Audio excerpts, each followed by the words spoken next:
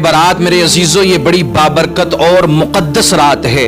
اللہ رب العزت کے رحمت و انوار کی بارشیں اس رات میں ہوا کرتی ہیں۔ اللہ اپنے بندوں پر بڑا فضل اس رات میں فرماتا ہے۔ رب کعبہ کی قسم میرے عزیزو، اس رات کو اگر آپ عبادت میں گزاریں گے، اللہ کی بارگاہ میں اپنے سر کو جھکائیں گے نا میرے عزیزو، تو اللہ رب العزت آپ کی تمام خطاؤں کو معاف فرما کر میرے عزیزو، آپ کے گناہوں کو معاف فرما کر اللہ آپ کو کامیابی عطا فرمائے گا۔ میرے آقا فرماتے ہیں شب برات وہ رات ہے کہ جس میں اللہ رب العزت قبیلہ بنو کلب کی بکریوں کے بالوں کے برابر جہنمیوں کو جہنم سے نکال کر جنت میں اعلی مقام عطا فرماتا ہے۔ یہ اس رات کی فضیلت ہے۔ اس رات کو میرے عزیزو یوں ہی نہ گزارا جائے۔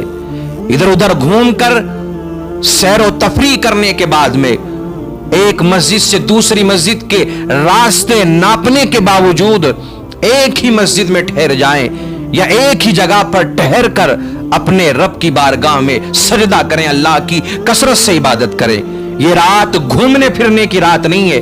جو نوجوانوں نے سمجھ لیا ہے، جو نوجوان کرتے میرے عزیزو اس کام کو، وہ سمجھتے ہیں کہ یہ رات سیر و تفریح کی رات ہے، اس میں گھوما جائے پھرا جائے، بائک سے اسٹنٹ کیے جائیں اور میرے عزیزو ایک بستی سے دوسری بستی، ایک شہر سے دوسرے شہر ادھر ادھر ہوٹلوں پر بیٹھ کر ٹائم گزارا جائے۔ میرے عزیزو یہ رات اس کام کے لیے نہیں ہے۔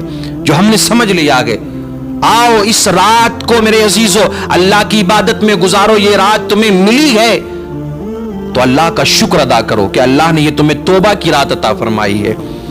ایک صحابی آئے نا اللہ کے رسول کی بارگاہ میں، عرض کرنے لگے یا رسول اللہ علیہ الصلاۃ والتسلیم، اگر اللہ رب العزت مجھے توبہ کی توفیق عطا فرما دے، مجھے وہ وقت مل جائے، وہ رات مل جائے کہ جس میں اللہ توبہ کو قبول فرماتا ہے، یا رسول اللہ اگر مجھے توبہ کی توفیق مل جائے تو میرے آقا میں کیا دعا مانگوں، میں اللہ سے کیا مانگوں؟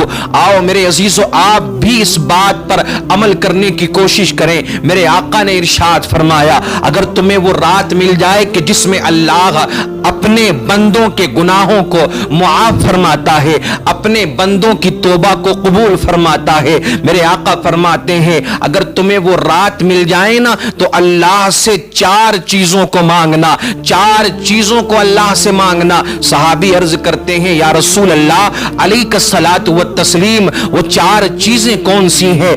میرے آقا نے ارشاد فرمایا سب سے پہلی چیز تو اپنے رب سے اپنے گناہوں کی معافی مانگنا، دعا کرنا اللہ کی بارگاہ میں، اے اللہ میری زندگی میں اب تک جتنے بھی مجھ سے گناہ ہوئے ہیں، اس رات کی برکت سے، اس رات کے صدقہ و طفیل میرے گناہوں کو معاف فرما دے۔ اللہ رب العزت سے اس کی رحمت طلب کرنا، اس کی رحمت مانگنا۔ تیسری چیز اللہ رب العزت سے عافیت مانگنا۔ تیسری چیز یہ ہے میرے عزیزو کہ رزق حلال اللہ سے مانگنا۔ اللہ اکبر کبیرہ، یہ چیزیں آپ کو اللہ سے مانگنی ہے۔ بہت سے لوگ ایسے ہیں کہ جو کہتے ہیں کہ شب برات کی کوئی فضیلت نہیں، شب برات نام کی کوئی رات ہی نہیں ہے، کوئی شب ہی نہیں ہے، یہ بس ایسی بنا لی ہے لوگوں نے۔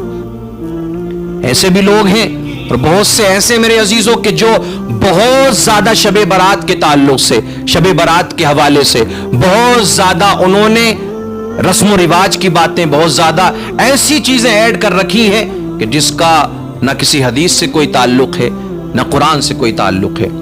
ایک بات سمجھ لیں آپ، شب برات اب آنے والی ہے، ایک بات سمجھ لیں اور اس بات کو گانٹھ باندھ لیں ہمیشہ کے لیے، جب تک آپ کی زندگی ہے، آپ کو اللہ نے زندگی عطا فرمائی ہے، جب شب برات آپ کی زندگی میں آئے، بس یہ سمجھ لیں کہ یہ اللہ کو راضی کرنے کی رات ہے، اور اللہ کو راضی کرنے کے لیے میرے عزیزو جو کام کرنے وہی کام اس رات میں کرنا ہے۔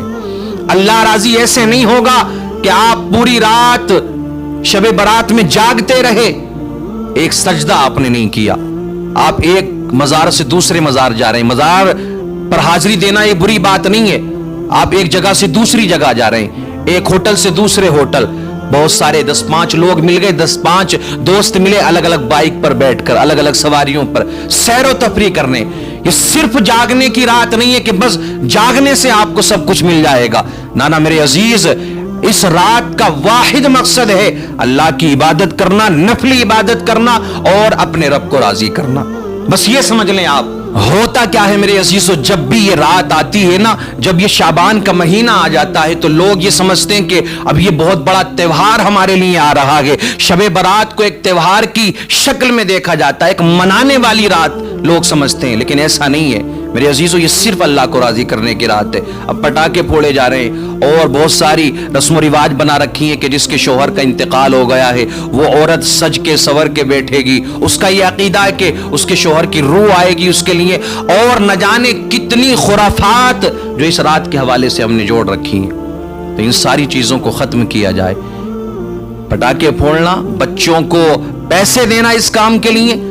آج آپ یہ دنیا کے اندر یہ آتش بازی کر رہے ہیں، یاد رکھنا اگر آپ نے یہ اسراف کیا ہے، یہ فضول خرچی کی ہے تو آپ کو شب برات کا کوئی ثواب نہیں ملنے والا ہے. بچے تو نادان ہیں، وہ نہیں جانتے اس بات کو، لیکن آپ تو بڑے ہیں. آپ سوچ رہے ہیں کہ بچے پھوڑ رہے ہیں پٹاخے، شب برات اور پٹاخوں کا کیا تعلق ہے؟ ذرا آپ نے کبھی اس بات پر غور کیا؟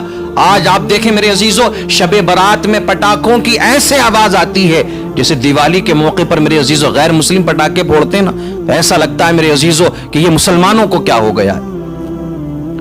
ہم کون سا یہ طریقہ اپنا رہے ہیں؟ یہ کس حدیث میں آیا ہے؟ یہ کون سے ولی نے یہ فرمایا ہے کہ شب برات پر پٹاخے پھوڑے جائیں؟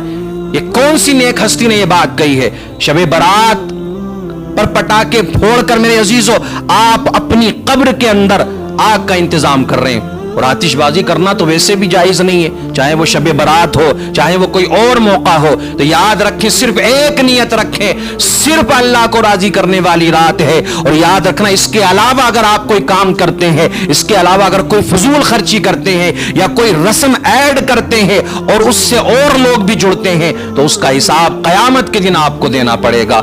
آؤ میرے عزیزو، جو میرے آقا نے فرمایا ہے، جو عمل میرے آقا اس ماہ شعبان میں کیا کرتے تھے وہی عمل آپ کریں. کثرت سے عبادت کریں اللہ کی. اور یاد رکھنا اگر آپ غلط کام کریں گے، غلط عمل کریں گے تو اللہ کے حضور آپ کو جواب بھی دینا ہے. اور یہی وہ رات ہے، یہی وہ مہینہ ہے میرے عزیزو کہ جس میں بندوں کے اعمال رب کی بارگاہ میں پیش کیے جاتے ہیں. تو کیا آپ یہ گوارا کرو گے؟ تو عمل پہنچیں گے اللہ کی بارگاہ میں، کل آپ کو بھی پہنچنا ہے، آپ کو بھی جواب دینا ہے.